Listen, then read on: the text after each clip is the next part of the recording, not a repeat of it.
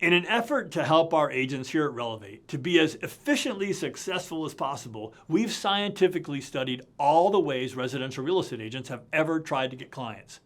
There are 5 ways of getting clients that our research revealed as the best ways to generate leads. This video is not about those methods.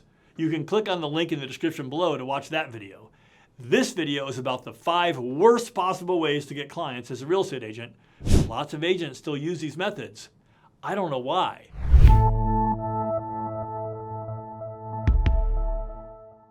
So, if you want to know which ways to avoid getting clients and be super inefficient, you're in the right place. Let's go. Before we start, I'll tell you 2 things. First, I've personally tried every one of the 5 worst and the 5 best methods on my way to selling over 750 homes in my 17-year career. So I'm sharing real life experience here. And second, my background before real estate was in operations research and process improvement, applying math and science to business. And in fact, I wrote 2 books on the subject. Our analysis of the worst 5 and the best 5 ways to generate leads in real estate was not based on opinion. It was based on calculating the return on investment of each method. In other words, we compared the time and money agents must invest versus the take-home income the agents receive using each method. Let's jump in. The least horrible of the 5 worst ways to generate leads in residential real estate is to specialize in a niche. Many agents feel specializing will make them more attractive to clients in that niche market. Common examples are divorce, because usually that involves a sale and 2 purchases. And there's some common legal knowledge an educated agent can bring, or luxury homes because they sell for high prices. Other niches might include downtown condos, police and teachers and firefighters, seniors, and certain ethnic groups or languages. The upside of this strategy is the agent is building their own lead generation pipeline. The downside is that in general, we've observed that almost all niches in real estate are too narrow.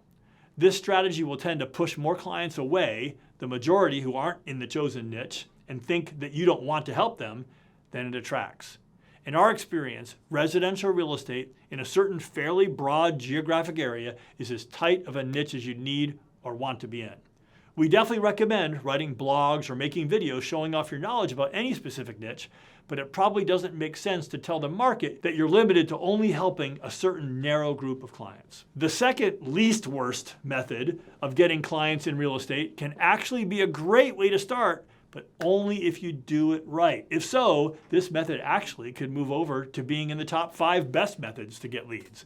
Unfortunately, 2/3 of agents do it wrong, which is why it's here on this list, and that is buying leads generated by someone else. There are 3 types of leads agents commonly buy from someone else. And in these cases, they don't own the source of the leads, and they could be cut out, or the deal could be changed at any time, and that does happen, usually by surprise. The other factor is that almost all these leads are buyer leads, and there's no seller leads in here. The first type of buying leads from someone else is buying leads from Zillow or Realtor.com or OpCity or any one of the 50 different websites that capture leads and sell them to real estate agents. The big benefit of these services is instant leads. You just pay for the lead and you get it instantly. These leads cost anywhere from $60 to $500 each, so it's a little expensive, and that wouldn't be so bad if they converted to clients and closings at a higher rate. That's the difficult part. Allow me to share some numbers with you. Last year, these sites combined sold a total of 50 million leads to agents, but there are only a little over 5 million homes actually sold. So 10 leads to 1 sale, right?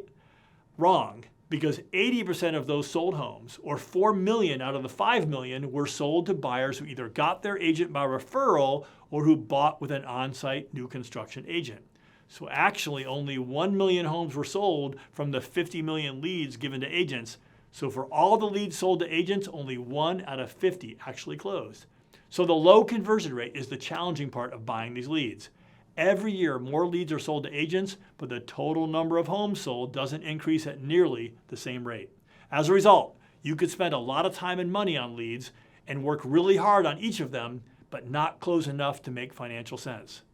We did a detailed financial study of Zillow leads in particular, and you can find a video about that in the description below. The second type of buying leads generated by someone else is the result of working as a buyer's agent for a busy team leader. In this case, you're buying the leads from the team leader by promising to serve them in exchange for giving up about half the commission. These clients belong to the team leader, so you won't be able to build your own business based on those relationships that you build with them. Being a buyer's agent is a way to get busy in real estate, but you'll be working very hard for the money you earn and becoming more dependent on the team leader instead of building a business of your own. The third way to buy leads from someone else who generated them is receiving relocation leads from your brokerage. When you accept relocation leads from your brokerage, you'll be lucky to receive 30% of the commission. That's because the relocation company normally keeps over 40% of the commission, and your firm will usually keep 30% plus for handing the lead to you. That adds up to a lot of commission you won't be getting in exchange for a ton of work by you, and relocation leads often keep you disproportionately busy on weekends because that's when they're normally free to visit their new hometown. So why is this method ranked slightly better than being a buyer's agent on a team? Because these clients normally will belong to you after they close, so you can have the opportunity to stay in touch with them and earn referral and repeat business.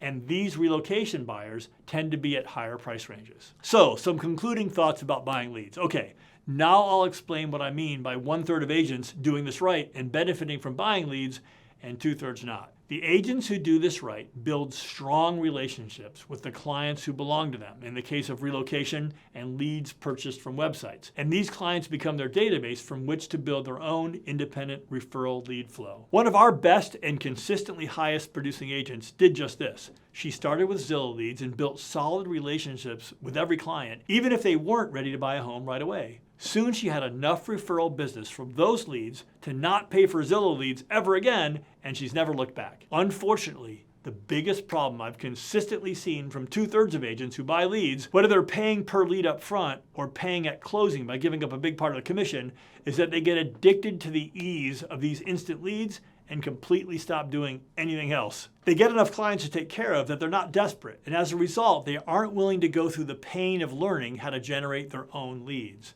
So over time, they get more and more dependent on someone else, and they never grow their own business. Good enough substitutes for potentially great in their careers and their lives, and I think that's a bummer. The next terrible way to generate leads is short sale and REO specialization. In a slower market, there are opportunities for agents to specialize in handling short sales or selling REO, which stands for real estate owned properties for banks. These methods of getting business have 4 big disadvantages. First, no one involved is having a good time. It's all very depressing. Second, banks don't like paying commissions to real estate agents, and they will cut you coming and going. Third, you'll have to deal with a ton of slow bank bureaucracy that you'll swear makes no sense. And fourth, these methods only work in down markets. So when the market's good, this method to get business is pretty much useless. So in our opinion, this method of getting business should only be a last resort. I'd quit real estate before doing this. The almost most terrible way to generate leads is direct marketing. This comes in 2 forms: digital in the form of emails or texts, or regular mail, normally in the form of postcards. You would think email would be close to free, but to do it right, you need to buy lists and pay for a service to send them out to avoid having your address be automatically marked as spam by the receiving servers. Normal email is very expensive. You got to cover the cost of copywriting, design, printing, and postage. These direct marketing methods usually deliver exactly 0 results. And even when you get a few responses, when you compare the cost to the benefits, this method just doesn't cut it. And finally, we've reached the very worst way to generate leads in real estate, and that is advertising. This includes both online advertising, which includes search engine optimization, SEO, on your own website, banner ads, pay-per-click on Google, and running ads on sites like Facebook and LinkedIn, and also traditional media such as billboards, radio, and print publications.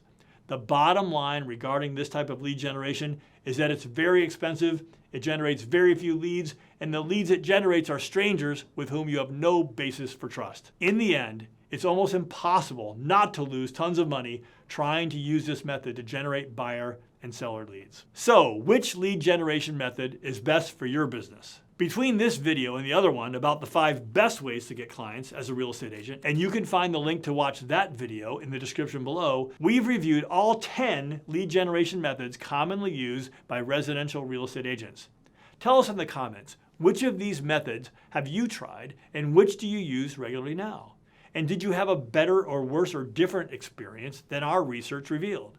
Has this video got you thinking about stopping one method or starting another? We'd love to hear your thoughts. And meanwhile, if you're in a city where Relevate currently is, and you'd like to learn more about our working by referral processes and support systems, go ahead and click on the link below to set up a time to talk with us in more detail. See you soon.